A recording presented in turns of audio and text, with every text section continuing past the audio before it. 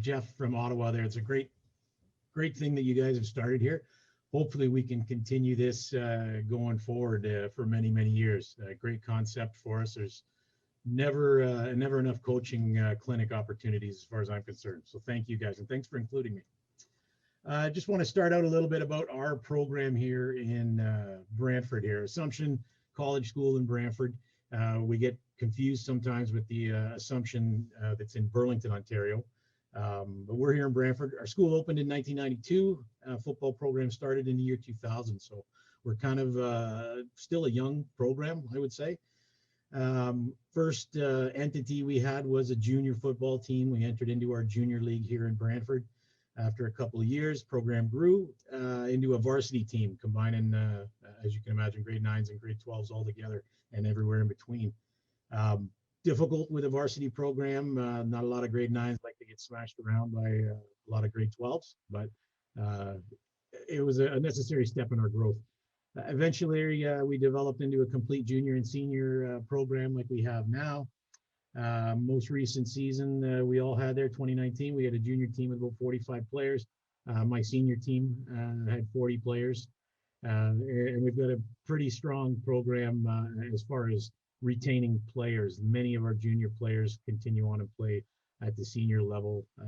So good progression for 4 and 5 year players in our program. A little summary of some program achievements there. Junior championships that are listed there. Our senior league champions were our current senior league champions, won it in 2019. Won our regional championship, Kawasa, for us in 2019. And then we had our offset appearance, most recent in 2019 there, where Nelson Lords there and Coach Brock spanked us. But it was a great experience nonetheless. So a little bit about me. Played high school football long ago. Wasn't that good. Got into coaching in 2002 when I was working as the high school resource officer, police officer program we have here in Brantford. So I began working at the school as the police officer there and got into coaching and kind of never left, or left briefly but came back. 2002 to 2005, did some different coaching positions there at the school. Transitioned and coached with our local rep football organization, the Brantford Bisons, in the late 2000s to early 2010s. Came back to Assumption in 2013 as the DC for our junior team.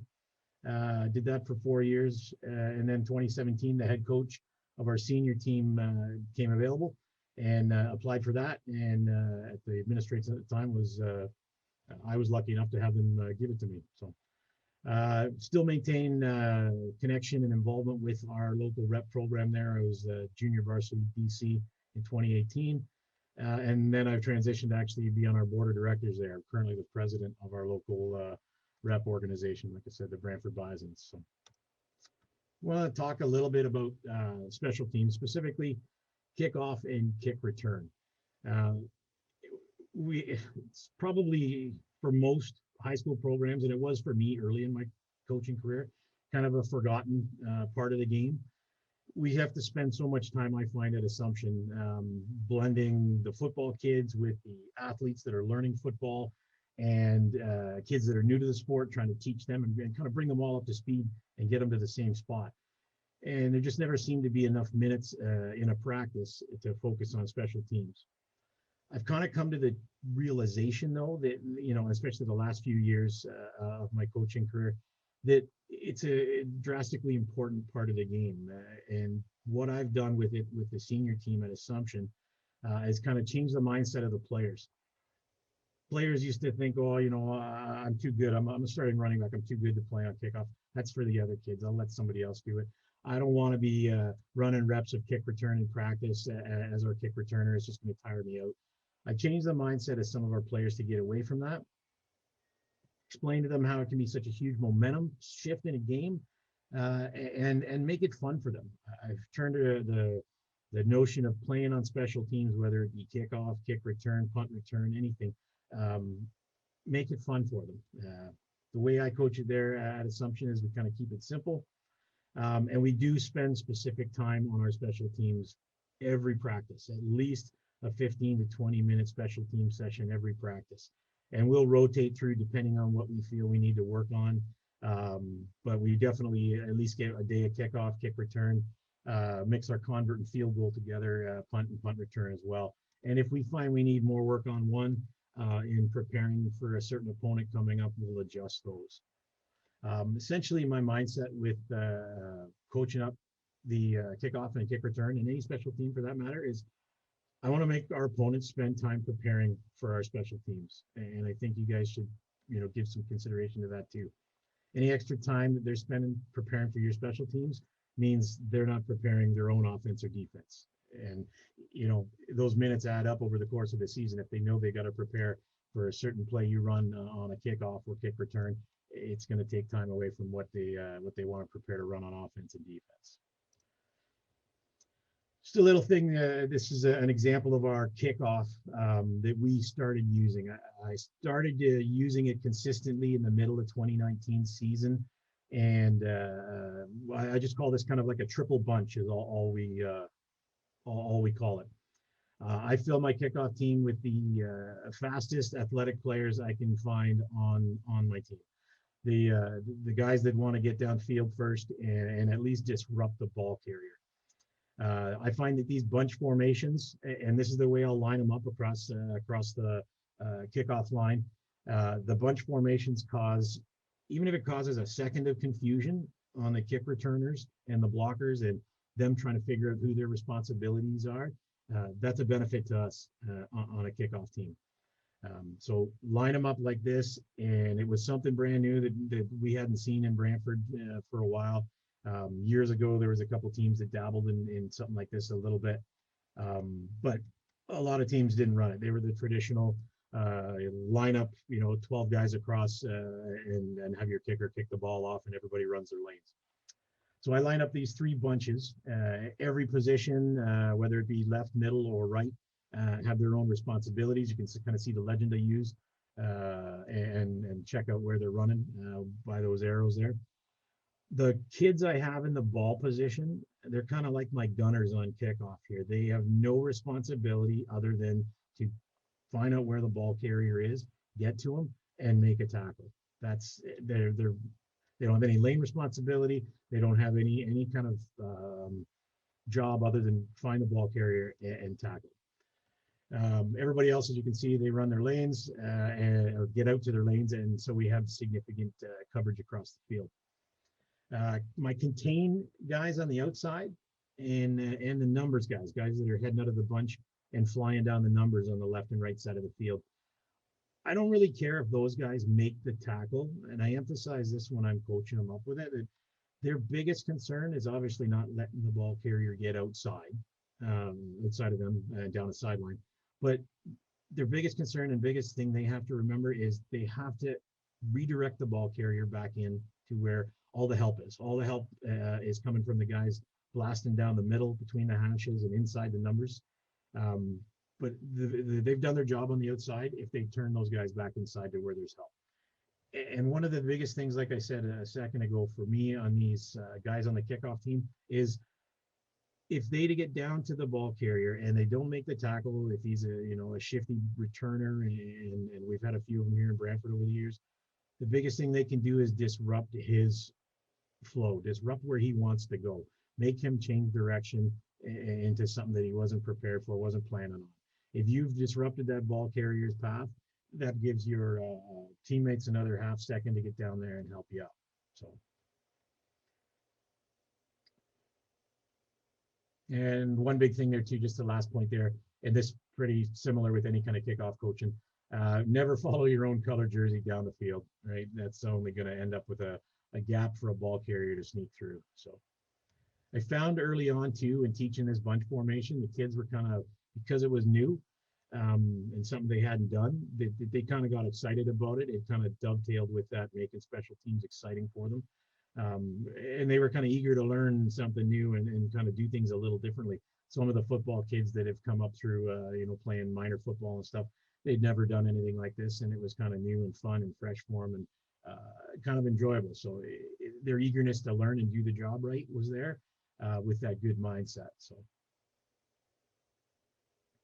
one other thing too I should mention with this bunch formation and our ability to do onside kicks. we practiced both middle onside and left and right onside. I had the pleasure of having a great kicker the last couple of years at senior. He's moved on to McMaster University when they get back up and running. But my kicker Carter there, he could put the ball just about everywhere we wanted. It wasn't a big deal for him at all. He had a great leg and he had an accurate leg. So we practiced some onside options out of this where onside middle was probably our best one. And we kind of used that middle bunch that you can see here on the screen as kind of a bulldozer. Select 4 guys, make sure it's 4 out of that 6. And their only responsibility is to plow the road, clear the way for the other 2 guys behind to recover the ball. So the 4 guys in the middle pick up that front row of blockers or even their guys that out to the sides on the hash there, pick up those blockers, plow them back so that our other guys who are designated can jump on that ball and recover it. And I wasn't looking for anything more than that. Just recover that ball in midfield for us and we're good to go. We also had the ability to do it a little bit left and right. And we tended to pick on that outside front row blocker. And we doubled him with our contain and our numbers guy. And then our hash guy would be sprinting down just behind them to hopefully recover that ball as that outside guy in the front row was getting blocked, getting a double team. So we had some good options out of it and some good success with it throughout the season. I don't think, going back with my my numbers and my stats from 2019, were a little bit inconsistent at times with that. But for the most part, we only gave up a couple of big returns all season using this. And we held most teams to pretty limited return yardage for the season as a whole. They weren't gaining 30, 40-yard returns on us by using this. Their offenses were starting anywhere from between the 20 and the 30-yard line, which is pretty good in my opinion. I've already mentioned a few of these. They're just some coaching points for the kickoff. I'm a big fan of keeping it simple, and that kind of goes along with you got a mix on high school teams if everyone else is like mine, of kids that are just athletes learning the game, kids that just wanted to come out and learn the game and need to be brought up to speed, and kids that know football and have been playing football for 4, 5, 6 years. So keeping it simple so that everyone can understand and grasp the points is a big theme for me. I always teach these guys on kickoff, keep their eyes up on the target. As they're running downfield, getting out from your bunch out to whatever your responsibility is, your eyes are up and on the target. The target is the ball carrier on a kickoff team. So don't, yes, you got to focus on where those blockers are and where they're trying to set up and block you and how to avoid them. But keep your eyes up all the time on the target. Find the ball carrier. Feet always gaining ground. We tend to get some kids that think it's easier or better for them to run side to side to try and avoid a blocker. They're reluctant to take on a block and try and defeat them. I always tell the kids, keep your feet gaining ground to where you want to go. Do not run side to side. Side to side is going to open up a lane, can open up a seam for a ball carrier to sneak past you and get a big return. As you approach a blocker, avoid them to the ball side of the field. So again, you know where that ball carrier is because you got your eyes up on target, and you should be able to tell, okay, I got to avoid this blocker to my left because the ball carrier is on my left. So if you're going to avoid a blocker, avoid them to the ball side. It just gives you that 1 or 2 more strides where you're closer to getting down there and being able to help make a play on that ball carrier. You can't avoid a block, engage them, but engage them with your hands. Don't get in tight. Don't let them lock up on you. Engage, don't put your shoulder into a guy that's trying to block you. You're giving him what he wants. Engage them with their hands and shed them again to the opposite side. So shed your block away from where the ball carrier is because you want to go that way. And like I said earlier, they're always turn the ball carrier into where your help is. It's a big theme for me. Always gaining ground with your feet, eyes up on the ball carrier, and always turn him into where your help is. Don't let him get outside. Just touching on return here now too. We had 3 designated kick returns, and I would always be signaling it in, or we'd know before, our kick return team goes out. I'd be telling the returners and everybody once they get out there, quick huddle, so they know which way we're returning this. It wasn't just a crapshoot where the returners just trying to find a block or find some blocks and work off them. All 12 guys knew exactly what was going on, where the blocking was going to be set up, and whether we're returning left, like you see here. We also had the return right, which is essentially the mirror image of this. And then we were able to have a return middle too, with a little more, unique blocking, kind of plowing the road up the middle between the hash marks. And depending on which team we were playing and which athletes were where, some teams didn't play all their best athletes on their kickoff team. Some teams did, and some teams would try to slide them throughout the 12 guys on kickoff. But depending on who we were playing, we would adjust and choose whether we're going left, right, middle. Where do we think we're going to be able to get the biggest return there? Just a couple of points on this. The front row guys, they always had to have their eyes up. When they're backpedaling, we don't even give it a back pedal. It's kind of a rotate your hips and kind of run to your spot to set up your block, never turning your back on the kickoff team, obviously. Our second row guys, so that number 6 and 7 you see there, their responsibility to make sure the ball was kicked and then move to where their blocking assignment was. I always tell the guys on the kick return team there too, it's not just jogging or not running up to your guy and just locking up with them, putting a block on them there. I coach them and kind of drill into their mind that you need to attack that guy coming downfield, attack your blocking assignment. It's not just getting up there and kind of dancing with them, slowing them up. If that's all you have or all you can do in a imperfect moment, great.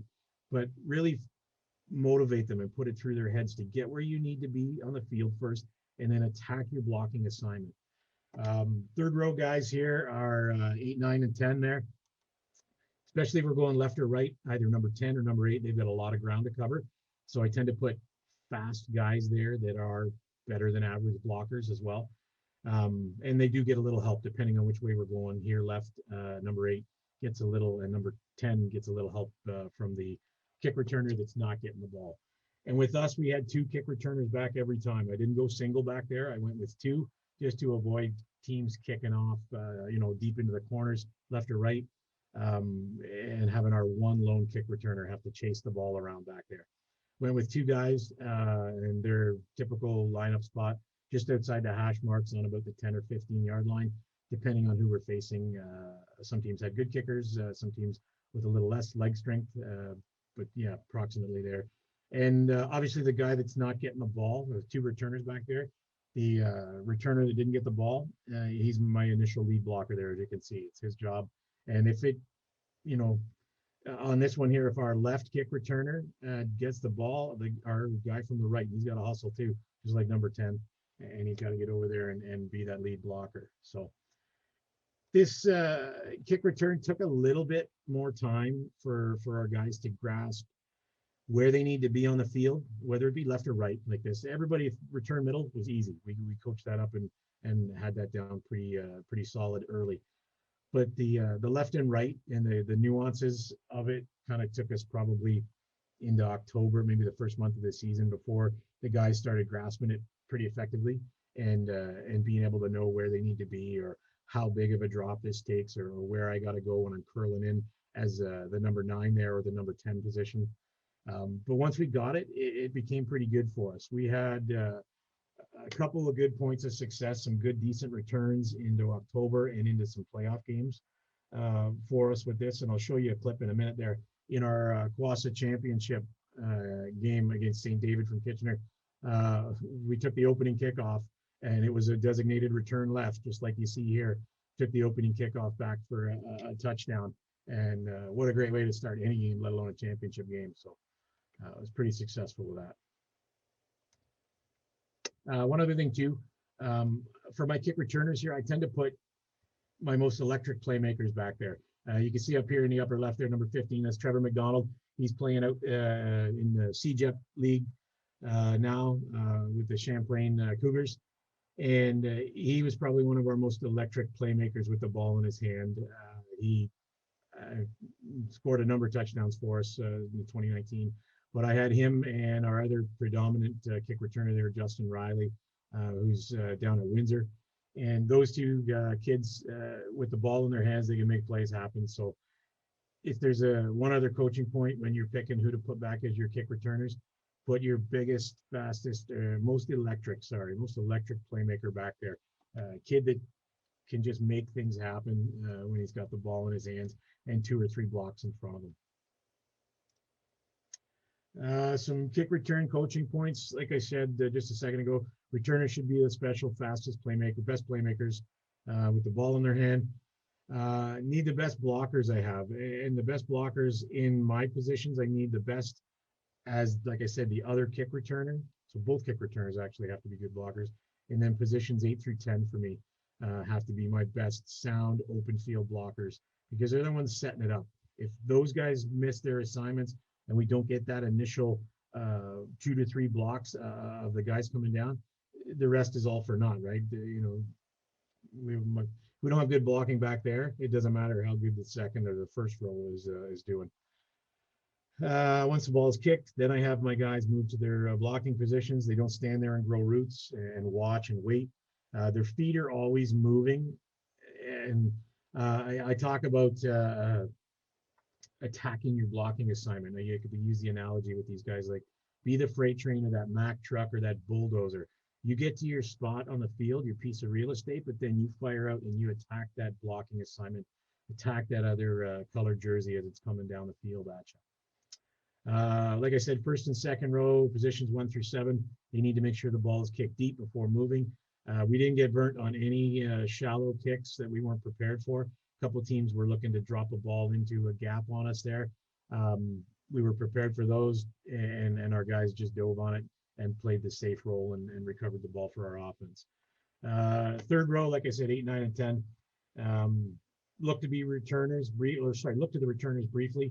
I give them, because they have an extra second to react, I give them an opportunity to look, take a quick look over their shoulder where the ball is, so they know which returner has the ball at least, and then they can move to set up their blocks. Just going to play that video now here for you. So this was, like I said, the opening kickoff of the Kawasa Championship against St. David. This is, like I said, opening kickoff of the game. So pretty deep kick. Wasn't bad. You'll see down at the bottom here, we had some sloppy blocks set up there. Our kick returner there, he probably should have stayed outside. It would have been way easier for them than almost stumbling and falling. But then once those blocks got set up there, he was away to the races and in for 6 for us. So not a bad way to start the game.